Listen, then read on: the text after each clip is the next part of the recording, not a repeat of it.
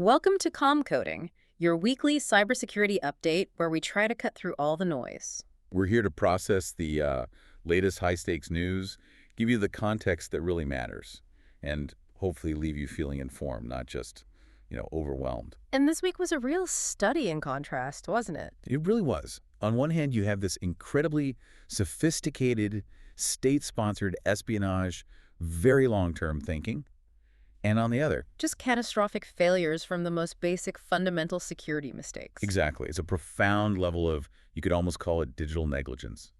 So that's our mission today. We're going to unpack these two extremes. We'll start with the typhoon threat, then pivot to a huge credential failure that is, a massive wake-up call about what we're calling digital decay. And we'll finish with a pretty satisfying gotcha moment where a major cybercrime group got a taste of its own medicine.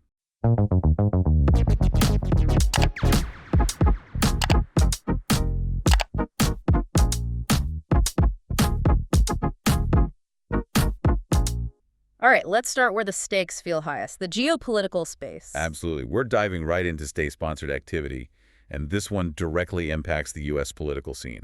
Yeah, the latest reports are all centered on a group called Salt Typhoon. They're identified as a Chinese state-sponsored actor. And they've apparently managed to compromise emails. We're talking about staff members of some really powerful U.S. House committees. We are. The committees for China, Foreign Affairs, Intelligence, the Armed Forces. I mean, these are high-value targets. The highest. And what's really interesting here is the stealth. It's still not clear if they got to the elected officials' emails themselves, or if it was just limited to staffers.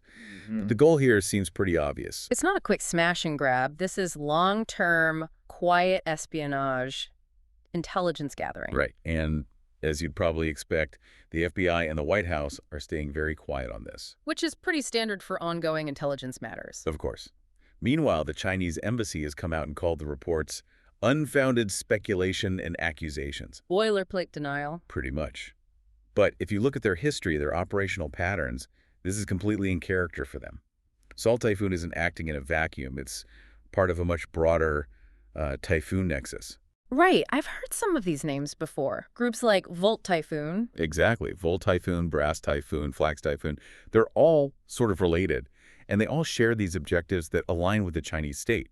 We're talking cyber espionage, data theft, and I think most importantly, establishing persistent, quiet access. Like a kind of digital prepositioning, getting inside critical infrastructure and just waiting. That's the perfect way to put it. And when you ask how they stay so quiet, how they achieve that stealth without setting off alarms. Yeah, how do they do it? That brings us to one of their favorite techniques, something called DLL sideloading. Okay, break that down for us. What is DLL sideloading? So really simply, it's about abusing a totally legitimate function in Windows. Every program on your computer uses these things called dynamic link libraries, or DLLs. Right. What Salt Typhoon does is they take a DLL file that a trusted, legitimate application needs to run, and they swap it with their own malicious version. Ah, so their malicious code gets the same authority, the same trust as the legitimate application. It's hiding in plain sight. Precisely. It allows their code to load inside a legitimate process. That makes it so much harder to detect than if they just dropped a standard virus file. And their track record shows they're good at this. Very good. They've breached at least 8 major U.S. telcos before. T-Mobile, Verizon, AT&T, Lumen. They've also gone after communications networks in Europe. Oh. They want the quiet channel, not the quick chaos. Which sets the stage perfectly for what we're seeing against Taiwan. The scale of this is just, it's mind-boggling. It really is. The number is so big you almost have to stop and let it sink in. Taiwan's National Security Bureau reported that in 2025, they were hit with an average of 2.63 million Chinese cyber attacks. Per day. Per day. That's not an attack. That's a weather system. That is a constant, sustained storm. It is absolutely relentless. And the targeting is very specific. They're going after critical infrastructure. Hospitals, banks, government agencies, the core stuff. So the Taiwanese assessment must be that this isn't just about spying. Not at all. Yeah. They see this as a deliberate strategy to disrupt or even paralyze essential social functions. They are explicitly calling this a hybrid war. And when we say hybrid war in the cyber context, what does that really mean for you, the listener? Is it just hacking? No, it's a blend. It's the combination of military pressure, political moves, economic pressure, and these cyber operations. Yeah. The cyber attacks are there to, to test their defenses, to steal information, and maybe most importantly, to create this constant psychological pressure. And there's a direct link to what's happening in the physical world, too, isn't there? A very strong correlation. Yeah. The biggest surges in attacks happened at the same time as, say, Chinese military drills near Taiwan, or right after a major speech by President Lai Ching-te. So the cyber activity is being synchronized with political and military signals. That's clearly part of one integrated strategy. Wow. Okay, that is heavy. State actors with massive resources playing a very long, very quiet game. But now let's go to the complete opposite end of the spectrum. Yes. Where the biggest threats aren't from state-level sophistication, but from just chronic negligence. This is where that idea of digital decay becomes painfully real. This is the story that should have every CSO listening right now pausing this and checking their MFA reports. Oh, absolutely. We're talking about a hacker who goes by Zestix or Centap, auctioning off a huge trove of sensitive corporate data. And the list of victims. It's a who's who. We're talking about 50 global companies. Names like Deloitte, KPMG, Samsung, Pickett and Associates. And the single thing, the one vulnerability that connected all 50 of these victims, it was just shockingly simple. It's the most basic failure you can imagine. No multi-factor authentication, no MFA. Just a username and password. That's all that stood between the hacker and these corporate cloud servers. ShareFile, OwnCloud, NextCloud. It's almost unbelievable for companies of that size. So how did the attacker even get those passwords to begin with? It wasn't some complex breach of their main network, right? No, not at all. It started much smaller. It started with employee devices getting infected with common Infostealer malware.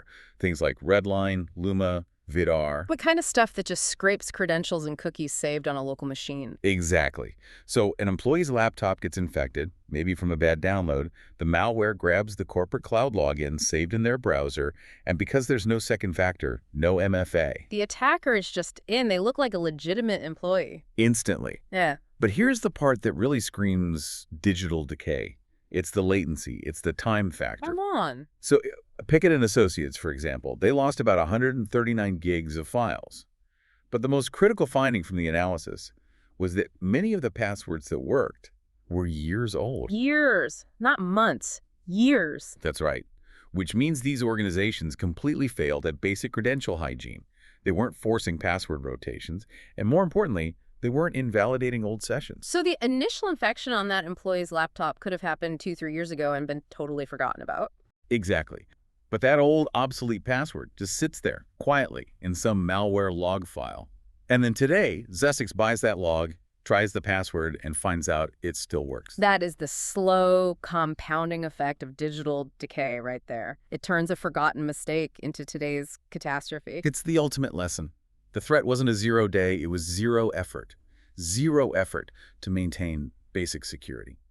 Okay, so from spectacular failures, let's shift to a really spectacular success story.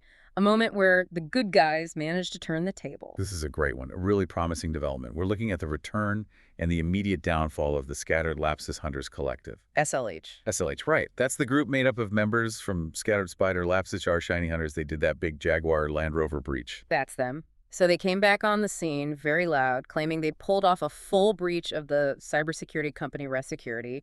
They were bragging about stealing internal chats, client lists, the works. They were trying to make a statement. Oh, they made a statement, all right. Just not the one they intended. It turns out Resecurity was waiting for them. What do you mean? The whole thing was a trap. The breach wasn't a breach at all. It was a sophisticated, custom-built honeypot. No way. So they just walked right into it. Head first. Resecurity had filled it with fake data, fake accounts, everything. But it was all designed with these digital breadcrumbs, these traceable markers. So beyond the humiliation of stealing fake data, what was the actual consequence for SLH? This is where it gets really good for law enforcement. While the hackers were busy stealing nothing, Resecurity was gathering incredible, actionable intelligence on them. Like what? Their real IP addresses, their exact network connections, precise timestamps of everything they did. And, this is the kicker, they linked one of the active Gmail accounts they used to a US-based phone number. Oh, wow. That moves it from the digital world to the real world. That's not an alias anymore. That's a person with an address. Exactly. And all of that data has been packaged up and handed straight to law enforcement. It just shows a really promising way to disrupt these groups, to move beyond just patching and start actually identifying the people behind the keyboards. That's fantastic. Okay, speaking of claims, we had a couple of big breach reports this week that were met with some pretty strong denials. First up, the U.S. broadband provider Brightspeed. Right. A group calling itself the Crimson Collective claimed they stole PII, personally identifiable information, on over 1 million residential users. And the data they claim to have is pretty extensive. It's everything: names, emails, phone numbers, home addresses, account info, payment history, even partial payment card info. Brightspeed has confirmed they're investigating, but they haven't yet confirmed if the breach is real or how big it is. And the other big one involved NordVPN. That's a company whose entire brand is built on security and A trust. huge deal for them. A threat actor called 1011 claimed they'd breached NordVPN's Salesforce development server, allegedly got source code, internal API keys. But NordVPN pushed back hard on this one. They moved very fast. They flatly denied any breach of their core production systems. Their investigation showed the leaked data came from a misconfigured third-party trial account. Okay, so that's a critical distinction. It wasn't their own core system. Right. It's a vendor security issue, not a fundamental breach of their own infrastructure. And they were quick to point out that because of how they build their systems, no user data was ever at risk. Because of their RAM-only servers, right? Can you just remind the listener why that's such a powerful defense? Of course, it's all about data persistence. A traditional server saves data and logs to a physical hard disk. If a hacker gets in, they can steal that disk's contents. But a RAM-only server? Only holds data in temporary memory, in RAM. The second that server is rebooted or loses power, which happens all the time in their normal operations, every bit of data on it is instantly and permanently wiped. There's nothing there to steal. So even if an attacker got in for a moment, there are no long-term logs of user activity to scrape. Exactly. The core promise holds. So that gives us the full picture for the week. On one end, state-level campaigns focused on that quiet, persistent espionage. And on the other, huge companies like Deloitte and Samsung being exposed by the simplest failure. And right in the middle, a fantastic proactive defense from Resecurity using that honeypot to turn the tables on the attackers. It really sets a new template. So after all that, what's the final takeaway for everyone listening? What does this study in contrast really mean for your own security? I think it's that cybersecurity is often less about some brand new, sophisticated zero-day attack Yeah. and far more about just avoiding zero-effort failures. The biggest risk we talked about today wasn't nation-state malware. It was a forgotten password, years old, sitting in a log file that just still work. Which brings us right back to that idea of digital decay. So here's the thought I want to leave you with. Given that years-old credentials are being actively weaponized today, and that the most sophisticated actors want quiet, persistent access, not a loud bang, we have to stop viewing cyber attacks as singular events and start seeing them as the slow, compounding effect of digital decay. That's it. So ask yourself, what forgotten password, what unvalidated session from your past, lurking on some old service without MFA, is just waiting to become your biggest threat tomorrow? Maybe it's time to go audit your oldest accounts. Be vigilant out there, and thanks for diving deep with us. Until next time on Comcoding.